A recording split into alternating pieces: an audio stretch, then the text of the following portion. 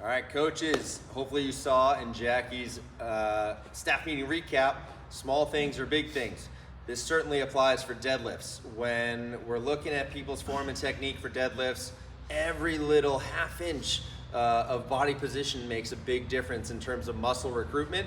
So harping on the little things on the deadlift setup and the lift itself, etc., makes a big difference. So just to reiterate a few takeaways: footwork, right, directly underneath us, hip width versus shoulder width.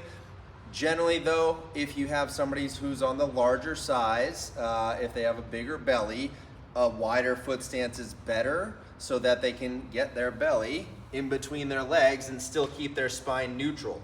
Their hands have to go a little wider, obviously, to stay outside their legs and lats engaged, but for most folk, roughly hip width. We hinge over, keep those shins relatively vertical. The cues I like are heels and hamstrings. Do you feel your weight shifted back into your heels and the tension in our hamstrings? We grab the bar, I say a little wider than you think, again, to be able to recruit the lats, right? So obviously we know bar right over the shoelaces, lats super tight, whether you're mixed grip, overhand, whatever. But from here, I'm pulling up on the bar, tension on the bar, and then from here, hamstrings. Pull the bar up versus push the bar up.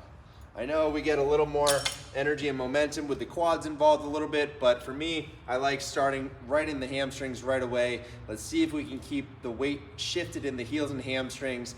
Harp on lats nice and tight, keeping our back straight. And as we stand up and lock out, quads to get the knees, glutes to get the hips, abs to keep the trunk in line, right? So one more good rep, nice and tight. Lift the hips a little bit to start, feel that tension in the hammies. Squeeze those quads, glutes, and abs.